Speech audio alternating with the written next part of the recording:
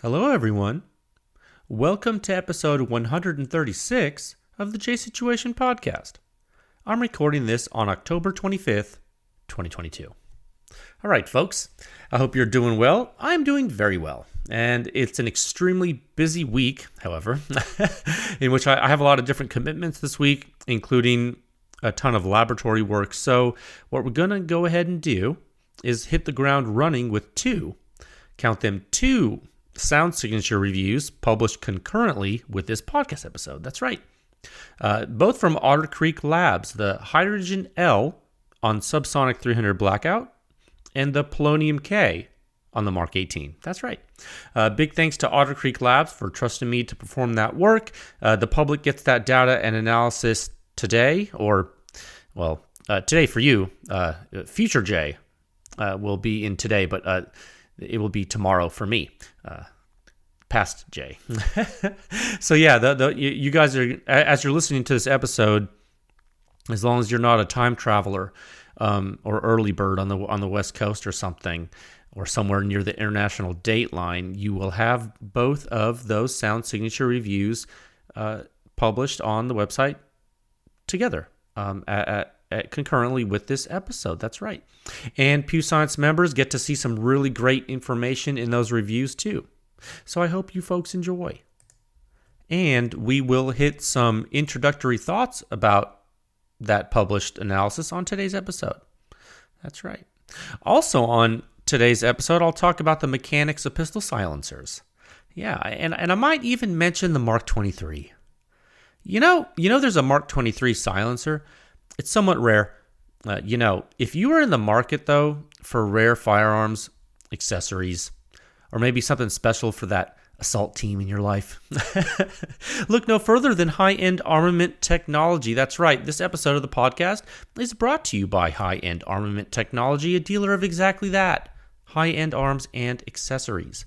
They have significant longevity in the machine gun and NFA game, as well as significant expertise in both the procurement and operation of night vision, thermal optics, and infrared sighting systems. That's right. Robert and his crew have decades upon decades of experience and actual knowledge using the gear.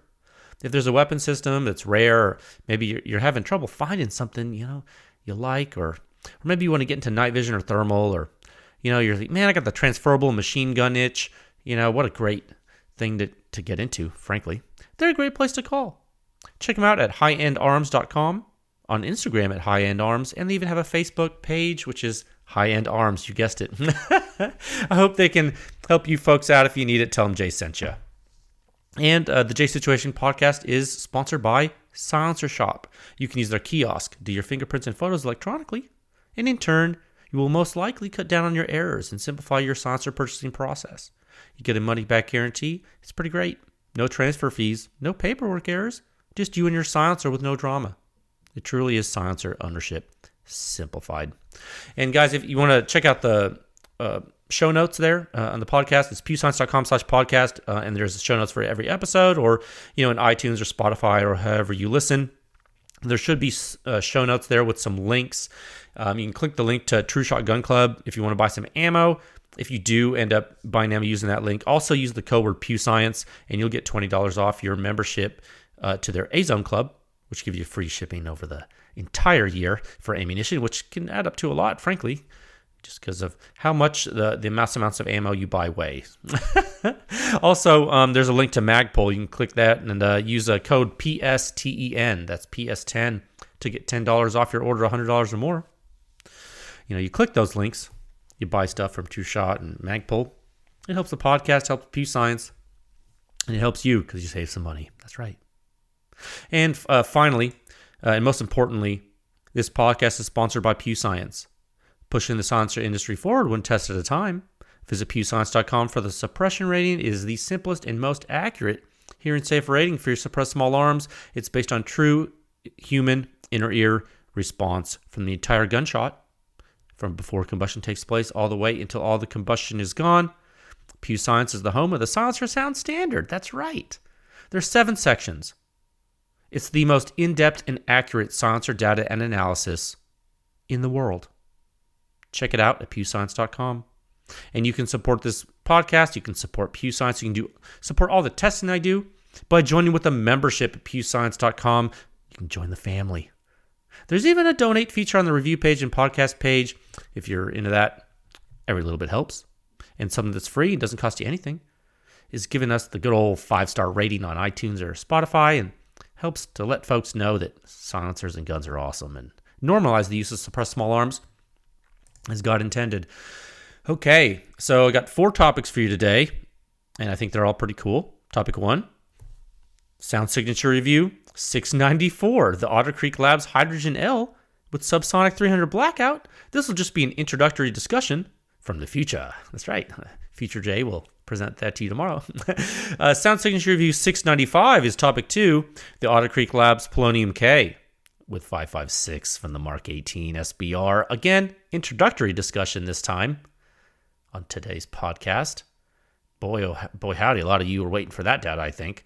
Topic 3, suppressing your pistol. Is it easy? No, not always. Should it be? Well, one can dream. Let's get into the mechanics with yet another introductory discussion. Yeah, that's right. I'm just going to wet your palate right now. And finally, topic 4.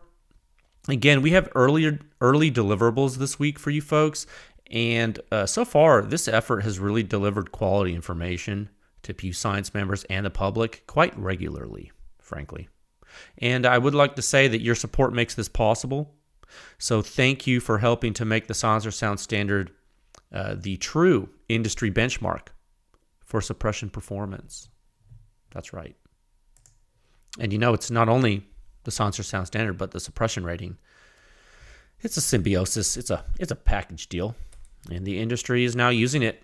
Consumers at large are as well. It is now recognized as the de facto standard. And that's pretty awesome. It brings me joy. And you guys all did it. So that should be really cool. It's like a feather in your cap. In all your collective caps. Bunch of feathers. Or something. Okay, topic. Let's move into topic 1 at a time of 7 minutes and 22 seconds. Okay, yeah. And I bet you didn't think that was coming. Sound signature review 694. The Otter Creek Labs Hydrogen L with subsonic 300 blackout. That's right. Introductory discussion. I don't normally do this. But I'm releasing 2 data sets on the same day and in conjunction with the podcast. I have done it before and just not very often. And whenever I do this, which is rare, I do give a brief general overview and some initial thoughts about the data and analysis, and I don't do a deep dive. Okay, the deep dive will come next episode, per typical. That's right. And that's after you folks have had a week to check out the article and the notes and the suppression rating and all that good stuff. And I always feel it's better for folks to have the articles and let them digest and to see the community reaction and everything before I speak about it in a very in-depth fashion so that I can, make sure to address any major questions or concerns and also to make sure you're primed to receive any explanations after already having background information. Excuse me. You know what I mean? That's typically the sequence and logic that I follow. Yeah. And so all that being said, this is the Hydrogen L on subsonic 300 blackout. So you should expect pretty high performance here, given the number of baffles in the silencer and its internal design, yeah? Yeah, I know a lot of folks saw this silencer on Supersonic 308. When I released that data and analysis, a lot of folks saw that. And what is that? What was that? That review number 681. Yeah, it was 681. Okay, so what was that? 13 reviews prior to this brand new one. 13 articles ago, you saw this silencer for the first time on 308. And in the discussions following that review, that test report on the 308 bolt action supersonic, I talked about the conventional nature of the silencer's baffle design and how there aren't significantly advanced things going on inside the Hydrogen L, which was one of the reasons why we saw performance peak where it did on Supersonic 308. It's still it was still high performance, but really I explained that it was pushing the limits of the technology on that platform. Okay, it was. And that's sort of what you see here with the Hydrogen L again on subsonic 300 blackout. It performs very well. And the difference is it's easier to suppress subsonic 300 blackout than it is supersonic 308. And the technology used in the Hydrogen L at scale is able to do a very good job with it. In fact, one could argue, if one were so inclined, that the Hydrogen L is a switch hitter. That and you could argue that it's a switch hitter that's slightly more at home for extreme subsonic 300 blackout suppression. And sure, it's great at supersonic 308 too, but it accomplishes that with brute force. Tons of conventional baffles. And what does that do? That ramps up the back pressure, right? And it just so happens that in this case, we see a big performance benefit in subsonic 300 blackout. Okay? And so the article has the data. Okay? And when you're listening to this, if you're not a time traveler, or you're not near the international date line, or you're on the West Coast, when you're listening to, I'm going to set this podcast up to auto post late at night. So if you're listening to this, first of all, you're a gentleman or lady and a scholar because you're a diehard Pew Science fan, and I know some of you listen to this stuff like as soon as it hits the street, as it were, which is cool. But chances are, if you're listening to this, the article's on the website and you haven't seen it, so go check it out. And because that article is going to have the suppression, it's going to have the data, it's going to have the suppression rating, and it's going to have some great comparisons to other silencers on the short barrel 300 blackout subsonic weapon platform. Okay, so go check it out. And this is me talking to you from the past, and I'm telling you, I haven't even completely finished writing this as I'm talking about it right now. And right after I finish recording this, I am going to finish writing it. So go check it out, and we're gonna talk about it more in depth on the next episode. Okay? So what you should do, you should subscribe to the podcast so you don't miss that announcement. Subscribe to the newsletter on pewscience.com there so you don't miss reviews, and that way you'll be all signed up, and you'll know when things are coming, okay? So I forget to say that sometimes to tell you to subscribe. So yeah, if you're listening to this podcast and you're not subscribed to the podcast, dude, subscribe to the podcast. Come on. You gotta hit that like button or something, like YouTubers say. Okay, topic 2. I'm not good at that. Topic 2 at a time of 12 minutes and 59 seconds. Boom. Right before 13 minutes. Sound signature review 695. The Otter Creek Labs Polonium-K on the 5.56 Mark 18 SBR. Again, just an introductory discussion.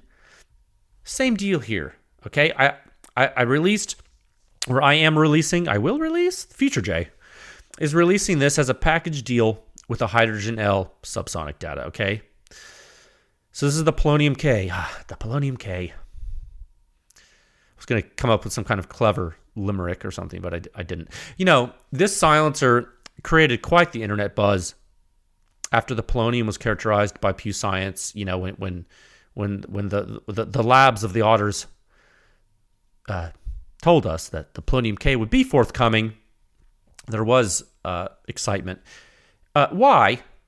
Why is that? Is that because it's shorter? It's shorter, or is it because it's lighter than the full-size polonium, or is it because really intelligent Pew Science members postulated that it would have a higher flow rate or a lower back pressure than the full-size polonium, and maybe that the back pressure of the full-size silencer was one of the drawbacks some folks have noticed when shooting it? Is that why there was excitement for the K version?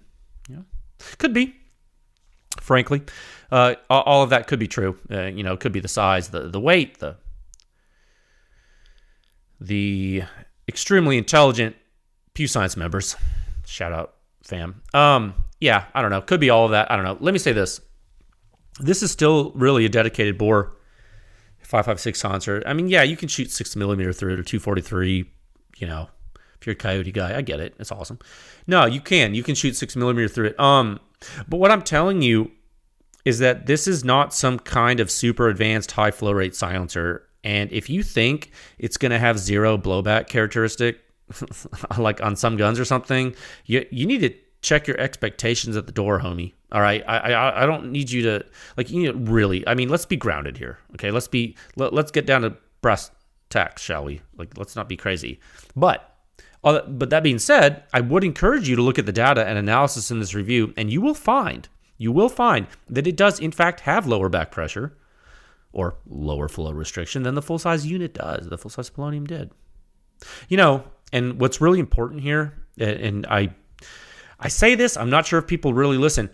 If you're a Pew Science member, you're going to really want to look at the at-ear waveforms. Again, it's really important. On the Mark 18, guys, you can see what's going on, and I can tell you that the signature at the ear is very representative of what you will encounter as the shooter. It couldn't be more accurate. I shoot the silencers in the tests. I feel the pressure on my face. Those plots, those are showing you the pressure and impulse 6 inches from my head. That's me, dude. Me shooting the silencer. All those plots are from me shooting the weapons with these silencers. This is the most real and accurate data you can get in the world for these systems. I say this sometimes, and I still see people on the internet, well, he's in a laboratory setting, and he's not a shooter, so we don't trust, and I think that, and everyone knows that, blah, and blah. I'm like, dude, no. And he should do videos because the guy on the YouTube, and he, really? Cool. Okay, yeah, get a video. That's going to tell you way more than this. Okay. Said nobody ever. Look, first impressions of the silencer, guys, you need to check this out because I want to say something. You need to be clear and frank with you as a silencer person, as a silencer guy. I think some of you are going to see the suppression rating and you're going to lose your mind. I forgot what it was. Hold on a second. Let me click on I haven't. It's clearly not on the website yet, but I can go into my system and look because I actually forgot what the suppression rating was. 1 second. Oh yeah, you're gonna lose your mind. You're gonna lose the internet's gonna freak out because it's high, and But you know what you need to do? Look at the muzzle rating. Look at the ear rating. Look at both. Okay, on the Mark 18. Look at the composite. Look at the muzzle. Look at the ear. Read the article. Okay, there's some really great information in here. We're gonna talk about it. Without a doubt, the internet is going to go insane, and as they should. I mean, I think this is cool. I really think I actually this is just me talking. Otter Creek Labs is a client, sure, but I think the Polonium-K is kind of cool. That's my I don't put that in the article because this is just Jay talking to you. I think it's kind of a cool silencer, and you're going to see why. And you need to really listen when I say this. I'm not saying that as Jay is recommending the Polonium-K. No. The reason I'm saying it's cool and it's not even the fact that it's a silencer. It's because of the physics of what I'm learning from it. And that's the level of insanity I'm in right now, in that you're going to see some thoughts I wrote in this review about diminishing returns. And I'm going to say something right now, and you're not going to get it until you really read the article, but we might be entering an age of a new class of silencer, possibly. And it's actually not something I mentioned in the article in those words. But what I want you to do is I want you to hold that thought for next week when I do a deep dive, because balancing diminishing returns of adding baffles to a system of certain geometries and getting a product from that, seeing what it does, seeing how much you get going further, and seeing if the juice is worth the squeeze, I guess is a long roundabout way of talking about an optimized efficiency for a silencer system. That to me is super interesting. And when I talk about efficiency, it's not in the stupid way that the marketing people do. We have the best suppression per volume of any. That's the dumbest thing ever. And what I'm really talking about is actual efficiency based upon design pedigree, which, as Pew Science members know, is super cool. And we've talked about before. So I feel that when you see the Polonium-K, you see the way it performs on the Mark 18, which is the host from hell. I think that you're going to get a data point that in conjunction with the full-size Polonium-K is going to tell you a lot about Otter Creek's design. And frankly, this has already helped Otter Creek understand, their system. And I don't want to say too much because I want to see what you guys think when you see it. And there's a lot of nuance here, both in the first topic I spoke about with the hydrogen L and with this design on the Mark 18. Okay. And so the last thing I'm going to say on this today is there were some, 1 second. Let me get some water 1 second. And I didn't plan on mentioning this today, but I think, it's on my mind. I might as well. So since I don't forget about it, I think it's important to at least mention. And I mentioned this on the last podcast. There was a comment on ARFCOM a couple weeks ago or whenever it was, and I think I mentioned on the podcast previously. And I've been thinking about it more. You guys, this effort is for more than just telling you how loud something is. Okay? There's so much nuance in what we're learning here that I know that the audience for this effort at large, in the totality, not every person is going to get the same thing out of it. And that's fine. And that's the nature of humans. Okay. And that's fine. And not everyone has the same aptitude. Not everyone has the same level of understanding. And frankly, not everyone has the time or the desire. But that does not diminish the importance of the effort and what we're learning. So, whether you're a person that is just looking at that big number at the top of the page, or someone that's trying to figure out how to make their host weapon work, or you're a silencer designer that's interested in pushing the limits and thresholds of their particular technology and its limitations, or on different platforms, I think there's something for everybody here. Okay, so there's a big old Pew Science thread on ARFCON. I didn't even chime in because I wanted to see where it went. I like that sometimes just to observe. It's fun. And boy, howdy, did people show their cards. And I thought that was so interesting. And I got so many dang communications about it privately. And I really got a chuckle out of that one. And I think that we are at the point now where if there are entities that are upset, everyone knows who they are, and there's not a dang thing they can do about it, because the consensus is that this is working, and it's by design. And boy, oh boy, is it a great, wonderful effort with fantastic supporters on the consumer level, the corporate level, just worldwide. And I couldn't be more happy for the support structure and the absolute enthusiasm of people who are really getting this. It just makes me smile ear to ear. It's so great. And again, I'm going to say this, sorry, I'm going on and on, but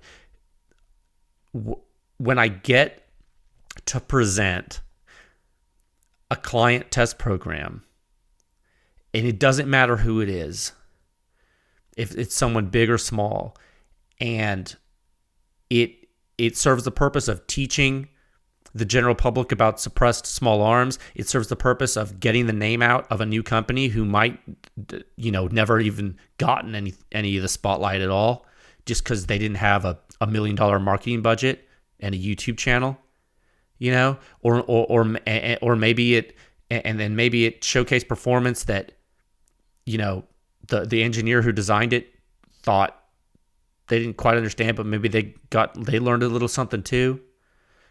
Whenever I get to show that to the world, to me, it's just as cool as when I don't get to show it to the world and I deliver the client the report behind closed doors and no one sees it but them, but they learn something from it too.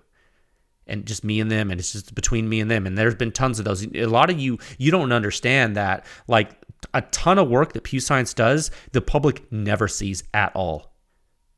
So for every delivered, and I write in the website, SSS.6.2 numbers, Silencer Sound Standard, Section 6, and then the designation for the article.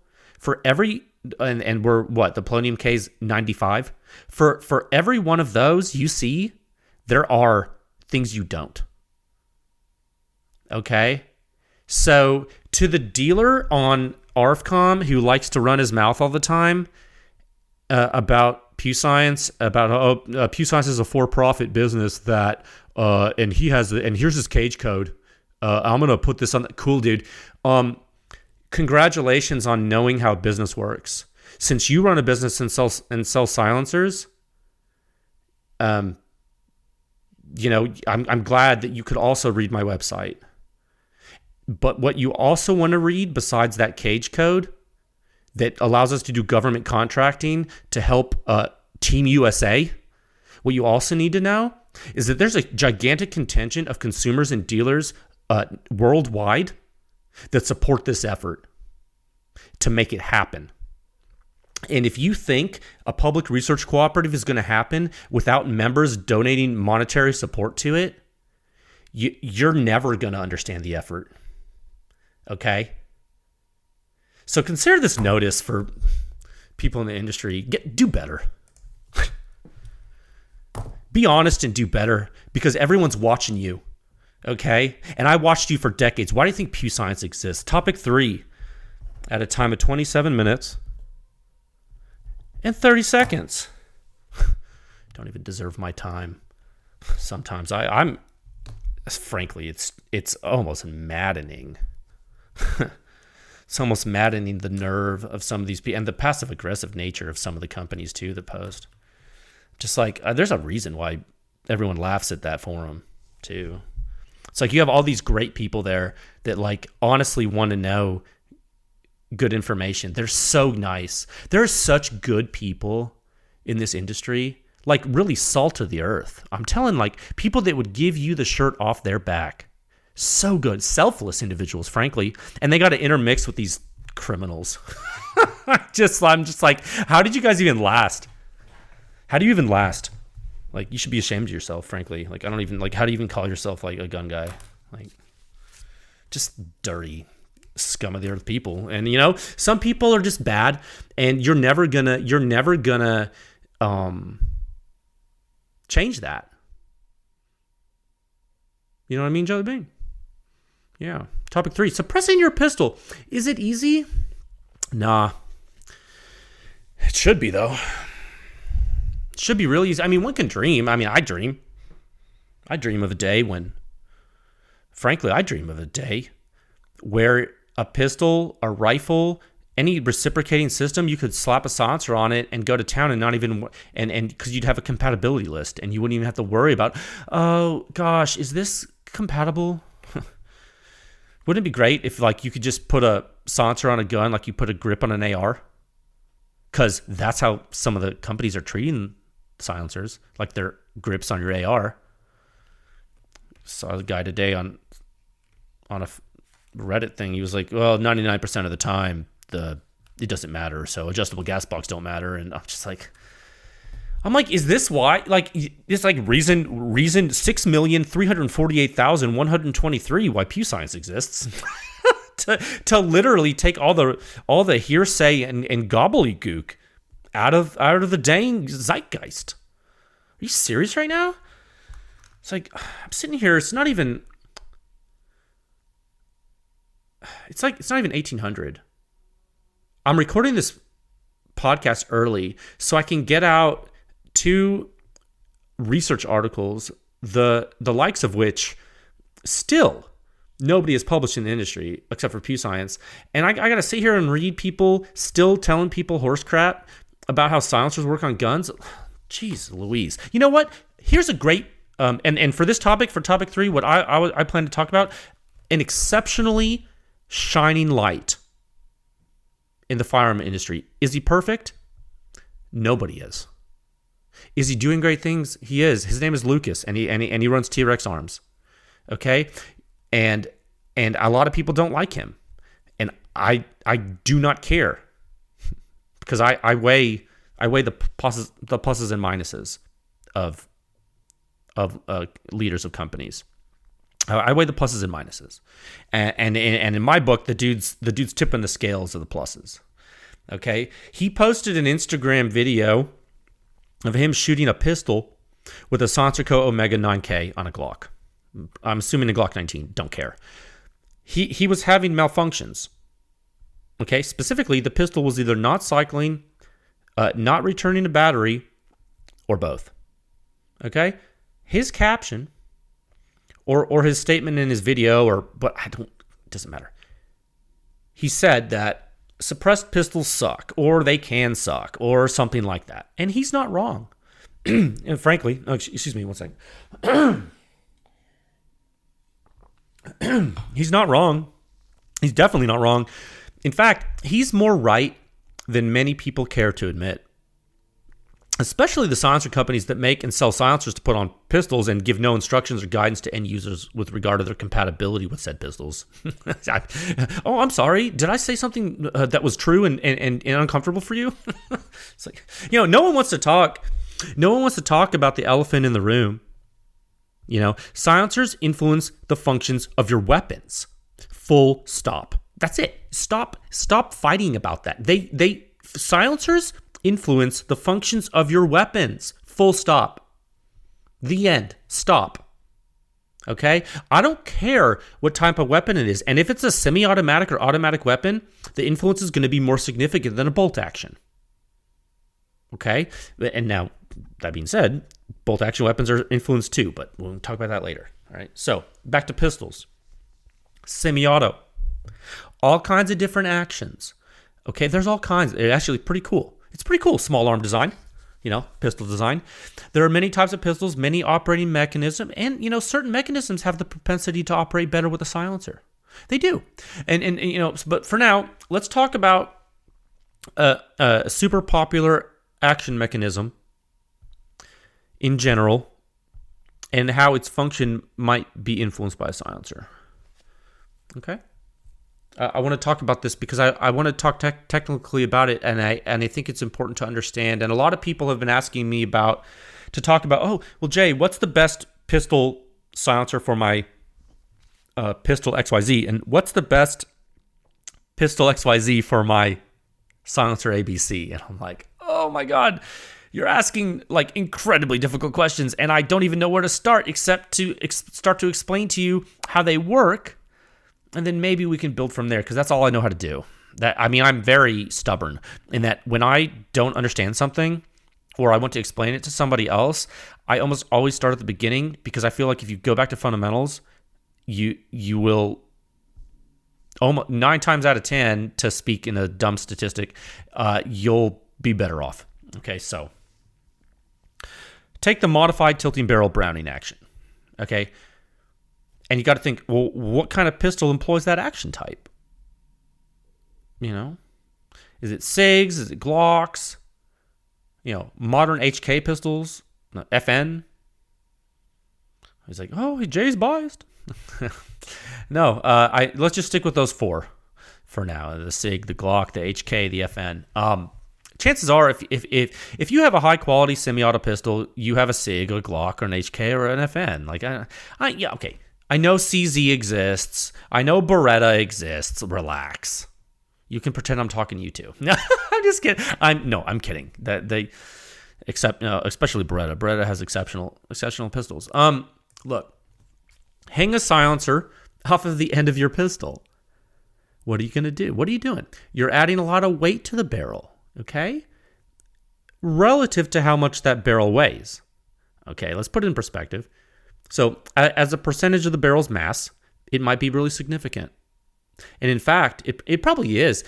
And you can prove this to yourself. It's easy. Field strip your pistol, remove the barrel, put it side by side, your silencer there on your desk or wherever you are. Maybe you put them on a scale and you weigh them both. Yeah, it's non-trivial, really, the weight of the silencer. Yeah. So how do you deal with the weight of the silencer to make sure your pistol can still operate within its intended parameters? Okay, so you got to go back to basics. Well, what is weight? Okay, well, it's mass. Okay, it's mass times a gravitational constant on Earth. So if you're just hanging out on Earth, we especially in America with our unit system, we think about mass and weight, to be similar until you realize that the mass unit is a slug, and you're like, what? And you're like, you're not an engineer, and you freak out. So let's call mass and weight the same thing. I know they're not, because weight's a force, but just bear with me because not everyone's an engineer listening to this. So the silencer has mass, okay? So we're going to learn another term. What is mass when you want it to move?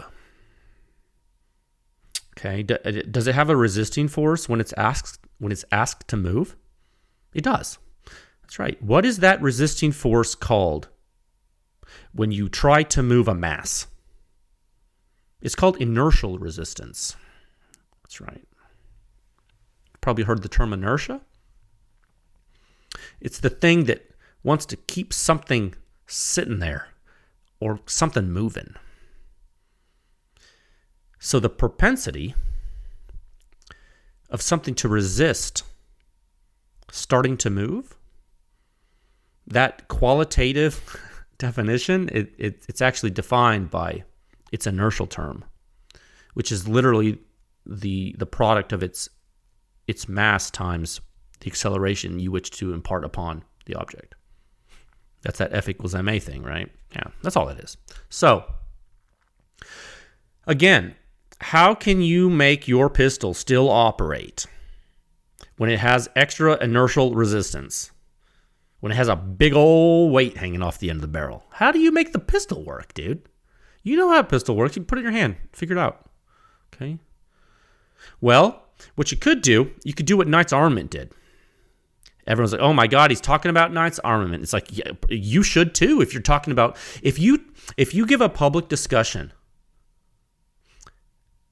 about what I'm about to talk about and you don't mention Knight's Armament and you're a silencer company, ooh, you trying to hide, buddy. You did. I'm kidding, but I'm also in that mood. You could do what Knight's Armament did, and if you wanted this to work, and you could try to decouple the inertial resistance of the silencer through a special mechanical assembly. So what does that do physically? And what does it look like? And how can it work? Why does it even work? You're talking about this, and people love to talk about it, but do they know how it works and why? And how it cannot work and why? It's interesting. So what we've got to do is we got to take what we know about silencers and how they work that you've learned from Pew Science. So let's talk more about that. What do we talk about with regard to back pressure or flow rate of a silencer? We talk about it all the time. The collective we now. It's in the zeitgeist now. It's insane. When I go on Reddit and I see people giving advice to others, they're using words like flow rate. When before Pew Science did someone on a public silencer forum use the term flow rate besides OSS in marketing for their flow through? Nobody did. And trust me, I've been around long enough to see it.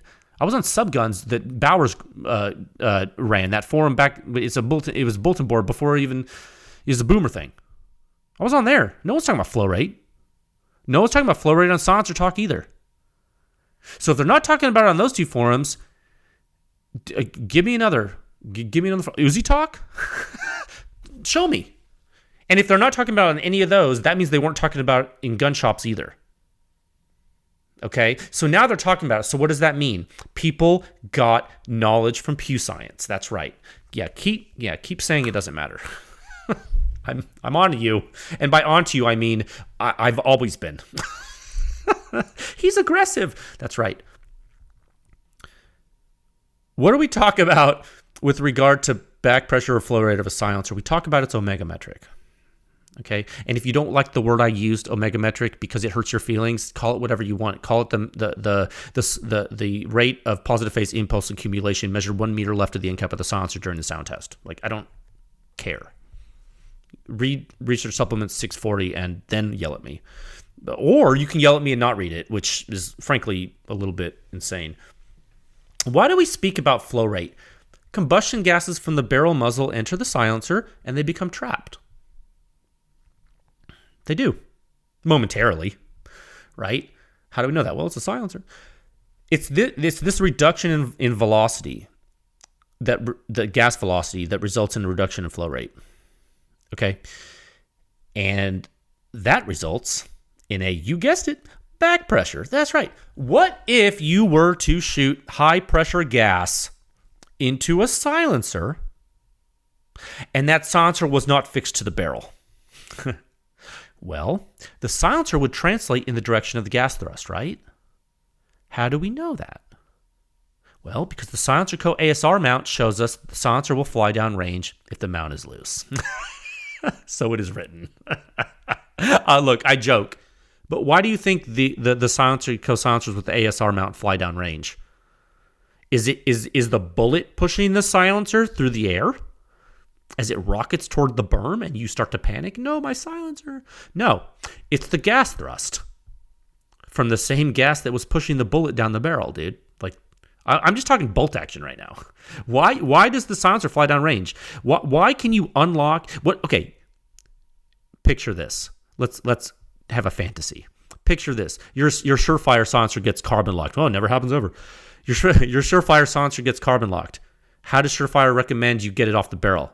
They unlock the locking collar, and shoot the gun, and the silencer flies off. How? How could that possibly happen? Well, if a silencer didn't have back pressure, it wouldn't happen. Oh, did I just blow your mind? Yeah, I should have. Okay. If there were not flow restriction through a silencer, then you could not shoot the silencer off the gun, right? Are you serious? Like, if you're in your car right now and you're like I just blew your mind. Like, next time someone tells you something has zero back pressure, well, you better ask them if you could shoot the silencer off the gun. Be like, if your silencer has zero back pressure, how come you have a locking collar? I don't know. I didn't pay attention to physics class. I just designed silencers. Totally easy. Everyone can do it. Let's go back to our suppressed pistol example. We have a mass problem, right? We have all this mass on the end of our barrel. We need the slide to be able to move rearward, don't we? Well, actually, and it's funny. It's the slide and the barrel simultaneously in a modified Browning tilting barrel action. There is a small moment in time, and you can prove this to yourself if you just pick up your pistol that you probably have, FN, SIG, Glock, HK, whatever you have, CZ, Beretta. Just forget about the Beretta for a second. Pick these up and eject the magazine, eject a round from the chamber, make sure it's unloaded. Then you play with this thing and you start to move your slide and barrel assembly rearward. You'll see that they're coupled for a moment before anything happens, and then your barrel locking lug will hit the locking lug on the frame, and then they'll start to separate. Okay, so we need this to happen. We need this motion to happen. We need the subsequent unlock to happen and the barrel to be able to tilt. We need, and the collective we need all of this to happen unencumbered in accordance with the recoil energy produced by the cartridge combustion and in accordance with the design parameters of the weapon. We need it to happen in accordance with all of the component geometries, all of the masses, all the spring rate of the recoil spring, and the spring force produced by its deflection times its spring constant. We need all of these things to happen in a harmonic ballet, okay? So how the heck are we going to deal with that big old mass on the end of the barrel, the silencer mass? Well, we're going to have to trick the gun. That's right. We're going to have to do some trickery. It's the only way. We got to use physics to trick the gun, and Knight's Armament did that. They tricked the HK Mark 23 into playing nice with a big heavy silencer, didn't they? They did. So let's talk about what they did. So Knight's Armament knew that inertia was the problem, specifically inertial resistance, and they also knew about gas thrust coming out of the barrel muzzle, didn't they? As well as the propensity of the slide in the barrel to want to recoil and fight against the silencer's inertial resistance. This is all happening. So I don't know, and here's the thing, I don't know exactly how the idea came about because I wasn't there, but if you can force the barrel away from the silencer in space, like pretend you have the silencer has its own coordinate system, I'm doing this verbally and not visually, so let me not be as complicated. Pretend the barrel and the silencer are sitting on a train track. All right? In space. You're like, oh my God, we're going to space. We are. Magic school bus. No, magic spaceship. Silencer spaceship. Pretend you're in space and you're on a train track. And you know, Matthew McConaughey's there. I don't know. And don't shoot him though. If you can force that barrel away from the silencer on that train track by firing a booster, a rocket booster, you know, let's say your barrel has a rocket booster on the end of it and you fire it in space, you know. If you fire at the right time back here on Earth in your gun, you would essentially decouple the inertial resistance of the silencer from the gun, because the inertial resisting force is overcome by the muzzle blast thrust force impinging upon the silencer.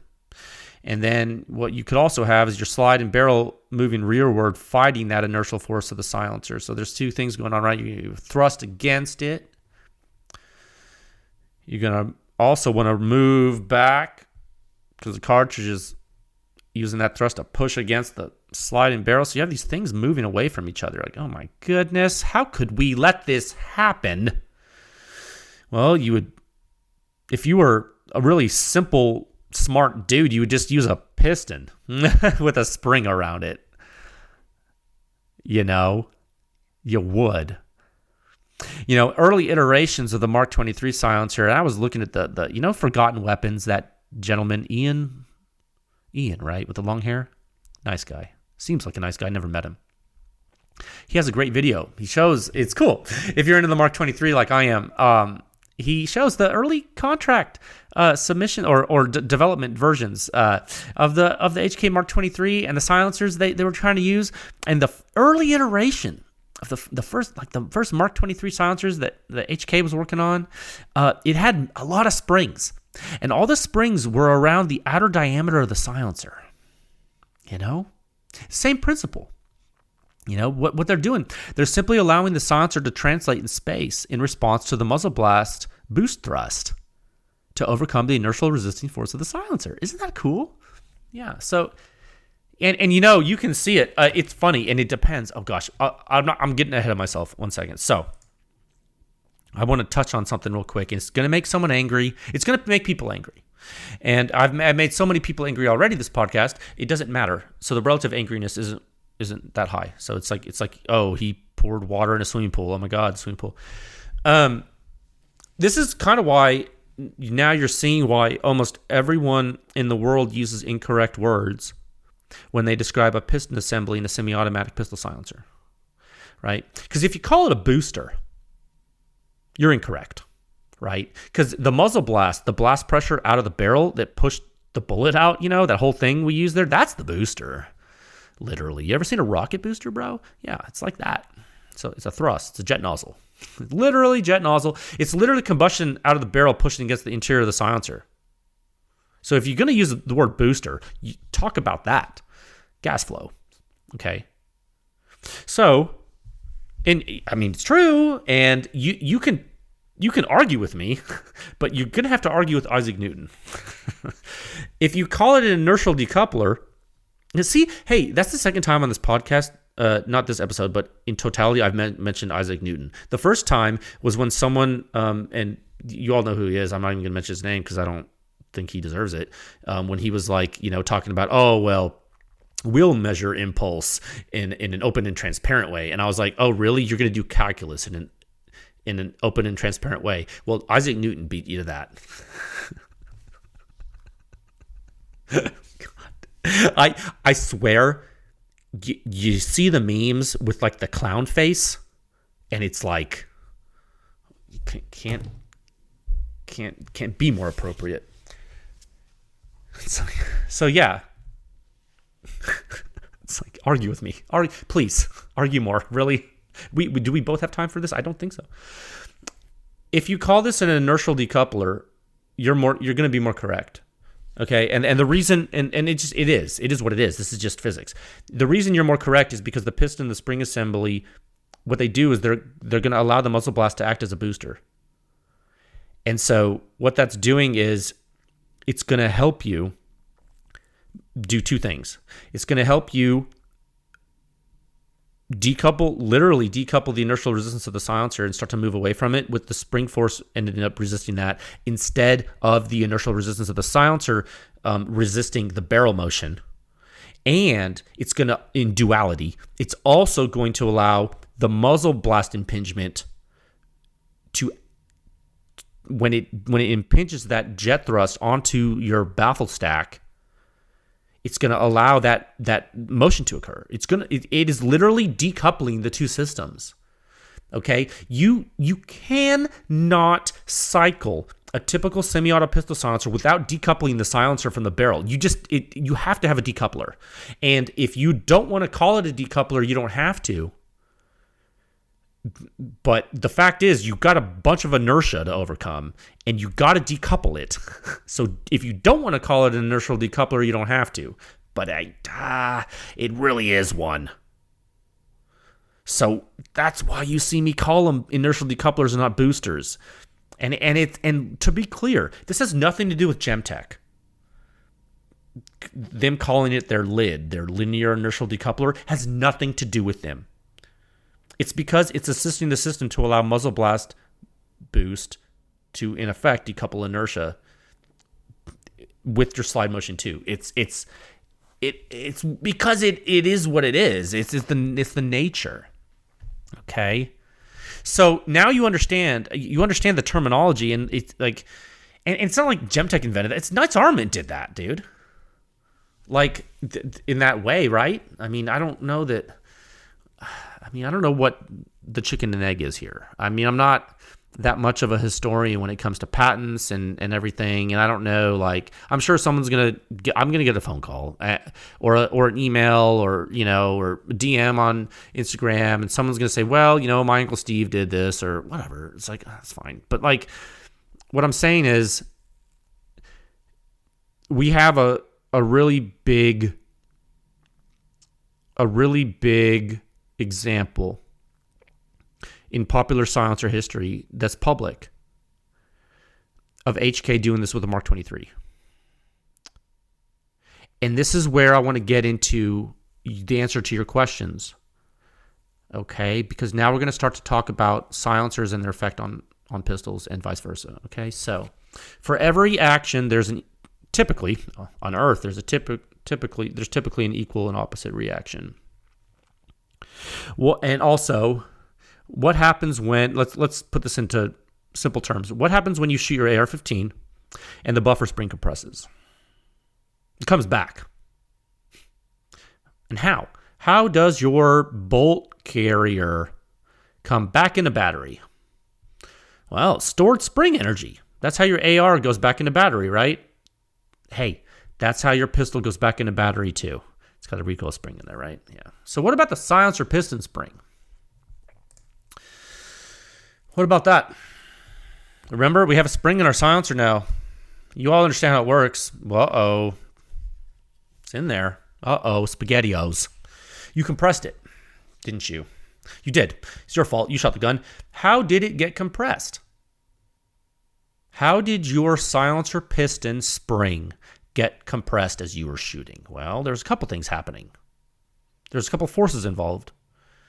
You had the barrel muzzle blast thrust coming out, pushing the silencer away from the gun. You had the inertial resistance of the silencer was sitting there. So when your slide and barrel start to pull rearward, it's pulling against that inertial force.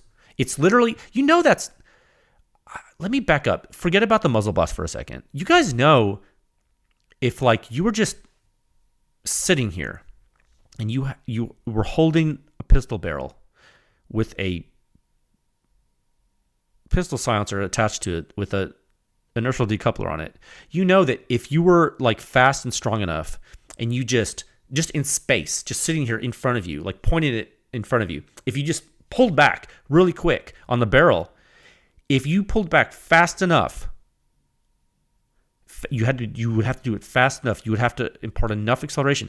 You would actually start to compress the spring, and that for a very short amount of time, that silencer would stay there in space.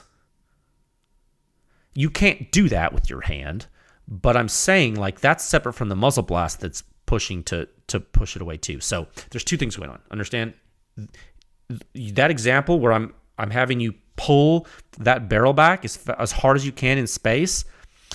That is you're asking the silencer and you're saying, hey silencer, I know you have this mass. You're super cool. Can I please pull your mass through my frame of reference? And the silencer says, you can, but you must pay the toll. And you say, of course, silencer.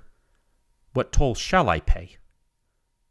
And the silencer tells you, you must pay the inertial force toll, which is the product of my mass and the acceleration to which you are subjecting me to.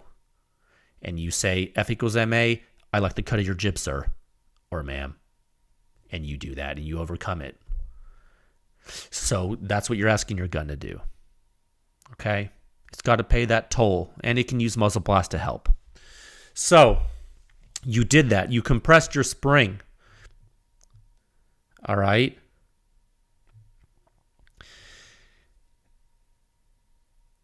And now what happens when that spring exerts its spring force? It's it's compressed. You're done. Now it's well, I'm all compressed. I got to stretch my legs. I'm a spring. I like to be undeformed. What happens when you shoot your gun and your magazine spring starts to decompress? It feeds more rounds. Well, what happens when your silencer spring decompresses? Well, the silencer's going to come back and slam into the barrel. Right? It was pulled away. Now it's going to come back. Yeah, totally is. When do you want that silencer to slam back into the barrel? I'm just curious. When would you prefer? When would you prefer to have the silencer slam back into the barrel?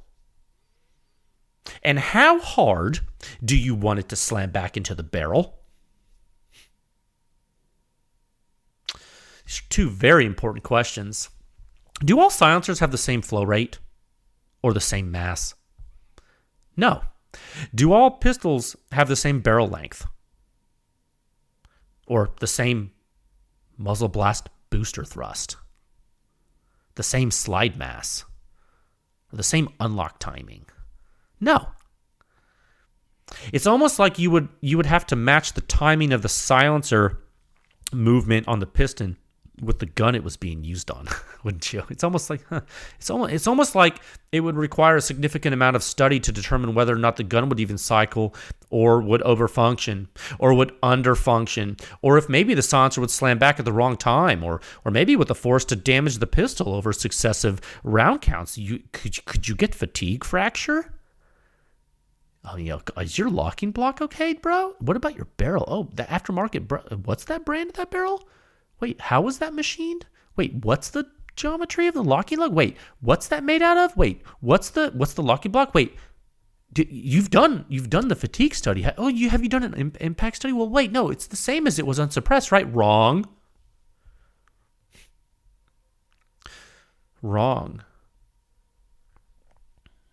It's almost like you would need the silencer manufacturer to work extremely closely with the pistol manufacturer in order to ensure that the systems played well with each other. It's almost like that. Yeah, it's almost like Knight's Armament worked with HK on the Mark 23 contract to do something like that, isn't it? It's almost like that. It's almost like they did that so much that they ended up making a completely different piston assembly so the silencer could also work with the USP, and then a different piston assembly so the silencer would work with the Glock. It's wild. It's almost like they expended a significant amount of effort to do that. It's like, so why? Ask yourself, why does everyone think that every single pistol silencer is going to work the same way on every single pistol? Why would you, in a million years, if you ran this lifetime a million times, and a million permutations of your life, why does everyone think that every single pistol silencer is going to work the same way on every single pistol? It doesn't make any sense. All the stuff that I just explained, it's been here, dude. This isn't new. I don't even get it. I'm like, why is everyone thinking that? Like, who's not saying this? Is no one saying? It's like, I feel like I'm taking crazy pills sometimes. I'm like, I'm sitting here, I'm in the room, and I'm looking around, and people are just eating their food or whatever. I don't know. I'm just like, what is it? And I started thinking about this. I was preparing for this episode. I was going to talk about this, and I was like, you know what? I'm going to pose this question to people, and I don't want to be too inflammatory. So what I'm going to brainstorm. I'm going to think of reasons why that are like non-inflammatory, of why maybe no one, like everyone's saying that every pistol is fine and every silencer is fine. Like I'm just like, I was thinking, okay, maybe it's because all the new silencers are super light. So, like, right? So stick with me for a second. I was like, well, maybe it's because if a lot of the new silencers are super duper light, meaning that they have not a lot of mass, meaning they have not a lot of inertial resistance, maybe the inertial resistance that you have to trick into not mattering as much, maybe that's super easily overcome by the muzzle blast rocket boost. So I was thinking that, right? I was like, yeah. And then I was like, well, no. I was like, no, because what if the flow restriction is super high and the spring in the mass system isn't tuned right, and then maybe you'll have your slide velocity could be too high. Oh my God. Like, then you could get a different issue too. I'm like, oh no. I'm like, no. I'm like, no, it's not because they're super light. No. I don't know. I can't think of a dang reason why.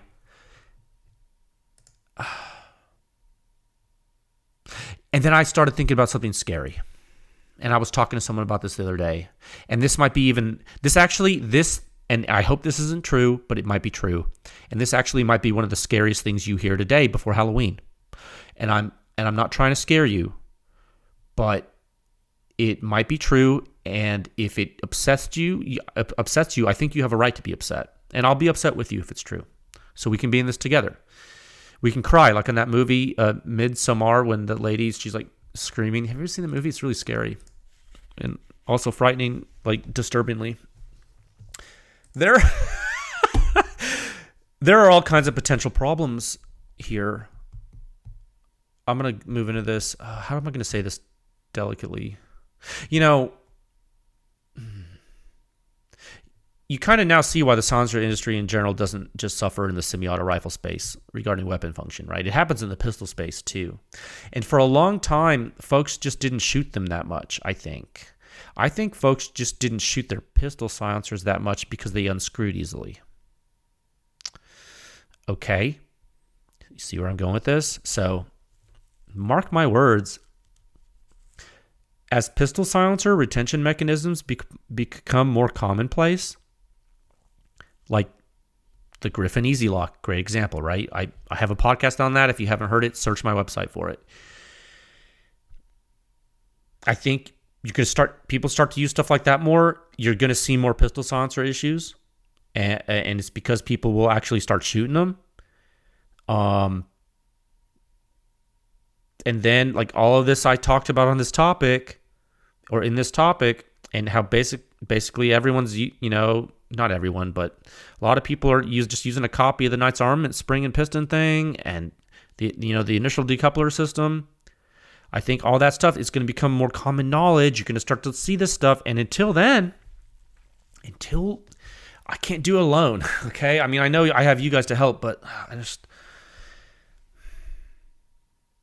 say good luck. I don't know. I don't know how we're going to develop guidance for this yet. There's too many systems.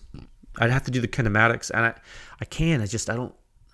Is it my job to do that too? Like, I shouldn't have to do that. Like, I might have to. And it's like, it's so crazy. I didn't know how I was going to end this topic, because I know so many, I'll go back to the thing I started out with, talking about how Lucas said that suppressed pistols suck. And I agree. And then, for a couple of reasons, and I think I've explained why they can in a very broad technical sense. And I think we're going to have to dig in, and I think in the future, we're going to talk about some really good suppressed pistols. Or rather, let me say that a different way. I think we're going to talk about some really good suppressed pistol and silencer combinations. Okay, we'll do that another time. Maybe, or at least we talk about some pistols that are more forgiving to the lack of cooperative design in the two industries, silencers and firearms. Maybe we do that. Okay? Maybe we do that. I will say, just to circle back to some of my good-natured ribbing I was giving earlier in some of these industry people, like, if they took half the energy they spent on bad-mouthing Pew Science, if they took half that energy and put it into educating consumers about physics for those products they sell on the weapons they claim they work on, I might not even have to do this. It's like, man, I hate to be negative, but if I don't say it, no one else is gonna, and it's just, it sucks that I have to do that. But it's like, I don't know. It's like, don't you get the feeling that like you're disappointing your consumers and customers? Like, it's like when you do something wrong when you're a kid and like your parents look at you and you look at them and you messed up, and they look at you like, I'm not mad, I'm just disappointed. And that hurts you even more. It's like, I think that's true. It should hurt you even more. Topic 4, a time of 1 hour, 8 minutes, and 46 seconds. He's our dad. Yeah, so early deliverables this week. Speaking of, it's up. The members are responsible, and the clients. It keeps happening, and it's awesome. Sound standard is the standard. The suppression rating is the industry standard for sound performance. It is, and it is not normal to be able to offer this level of detailed analysis on such a consistent basis to the general public, guys. It's not normal, and that's what I just want to say. That's why I put this topic in here. To my knowledge, this simply does not occur anywhere else but at Pew Science in the silencer sound standard. And I don't care what industry you're in. It just doesn't. I mean, I looked in, I've been reading some of Brian's stuff at Applied Ballistics. Hell of a job, man. What a great guy. And I see it, and I don't know him. I've never met him, but I know, without even meeting that gentleman, I know that he's a solid guy. Because nobody expends that level of effort to educate people without true good intention. You don't do it. I can see it, and I don't know him, and I hope I meet him someday, because I just want to shake his hand and be like, bro, like, and maybe he drinks beer, maybe he doesn't. Maybe I'll buy him a beer. Be like, hey man, like, what kind of guns do you like? Cool, let's talk about that. And like, then I'll be like, hey, I appreciate you, and I shake his hand. Because I know exactly what it takes to do it, and he is doing it, and that's awesome. Okay, and so on my side of this, and I'm not him, I don't do what he does, I do a different thing here at Pew Science, and on my side, I know for sure that all you listening have helped tremendously, and I couldn't do it without you. And to continue this pace and to continue my commitment to the directive I've laid out, this gauntlet, the self-imposed mandate to push the sponsor industry forward, I created the membership structure. It is through that structure that the effort perseveres. And the effort is also spurred on by the client companies who fund the testing, okay? And what that is, that mutually beneficial method of contracting allows the industry to be pushed even further forward, okay? And those mechanisms have resulted in the industry adoption of the suppression rating as the most relied upon objective metric for suppression performance that we now have. Full stop. So thank you. I hope you enjoyed the data. Yeah, go have fun with it, dude. Just be rowdy. I mean, heads are going to roll, I think. People can be all kinds of butthurt. I love it, dude. I love telling the truth. You can't lose. I said on social media earlier today, you cannot lose. You can tell the truth. I'll tell the whole truth every day of my life, continuously on this podcast too. And nothing I say is ever knowingly wrong. I shoot you straight every week. And it is awesome because you can't lose. At least unless you get like Hillary Clinton or something. It's like, he was such a nice kid. How did his car fly into that tree? No. Go have fun with the data. We'll talk about it technically next week. Godspeed and stay safe. I'll talk with you folks again soon. All right, bye.